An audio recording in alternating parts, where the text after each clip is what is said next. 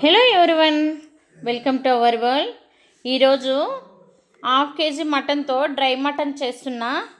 హబ్బబ్బబ్బా, బయట ఎండలకి కర్రీ కూడా చేసేయచ్చు.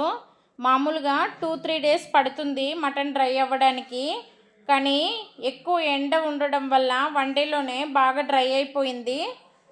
ఇక పిల్లలకి సమ్మర్ హాలిడేస్ అయితే వదిలేస్తారు కాబట్టి చాలా జాగ్రత్తగా చూసుకోవాలి. ఇప్పుడు తెలుస్తుంది మన పేరెంట్స్ వాల్యూ, మన పేరెంట్స్ మన కోసం ఎంత కష్టపడి ఉంటారో అనేది. నేనైతే చిన్నప్పుడు ఎక్కువగా గొర్రెలకు వెళ్ళేదాన్ని. నాతో పాటు మా ఊర్లో పిల్లలంతా వచ్చేవాళ్ళు. ఇంకా ఊర్లో పిల్లలంతా మా స్టేజ్ వాళ్ళు ఒక దగ్గరికి చేరితే ఊరికే ఉంటామా, చెరువులు చెక్ డ్యాముల్లో ఈత కొట్టి పక్కనే ఉన్న బండ్ల మీదకి వచ్చేవాళ్ళము. మా బట్టలు తడిగా ఉండడం వల్ల డ్రై చేసుకోవడము. ఎలాగంటే బండ్ల పైన పడుకొనేది, దొర్లితే ఆ వేడికి తడి డ్రై అయిపోయేది అనమాట. మా ఎంజాయ్మెంట్ మాది. ఒక్కొక్కసారి గొర్రెలు తప్పిపోయేది, అప్పుడైతే అందరూ కలిసి వెతికే వాళ్ళము. చాలా బాగుండింది అసలు, ఆ రోజులే వేరే.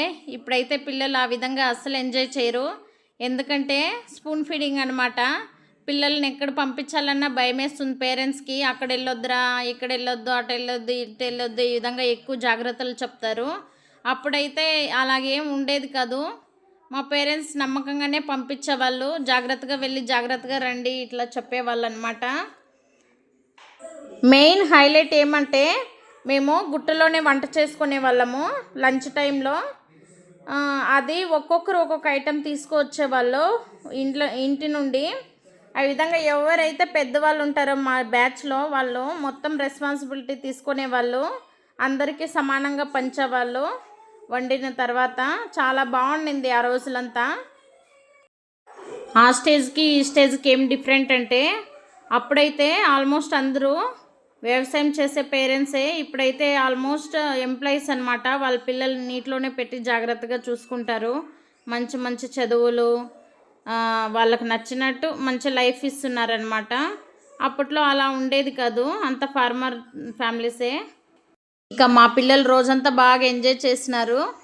ఆ తర్వాత డ్రై అయిన మటన్ అయితే కర్రీ చేసేసాను, చాలా బాగా వచ్చింది. నేను కూడా ఫస్ట్ టైమే తినడము, అంతా యూట్యూబ్ ఫాలోయింగే. Dry mutton curry first time తింటున్నాము. బాగా లాగించాలని ఒకే ప్లేట్లోకి సర్వ్ చేసుకున్నాను. మా బాబు అయితే ఒక్క ముక్క కూడా ముట్టుకోలేదు. నేను పాప మాత్రం బాగా తిన్నాము. చాలా బాగుంది. ఈ వీడియో మీకు నచ్చినట్లయితే మరికొంతమందికి షేర్ చేయండి. ఈ వీడియో ఫస్ట్ టైం చూస్తున్నట్లయితే సబ్స్క్రైబ్ చేసుకోండి.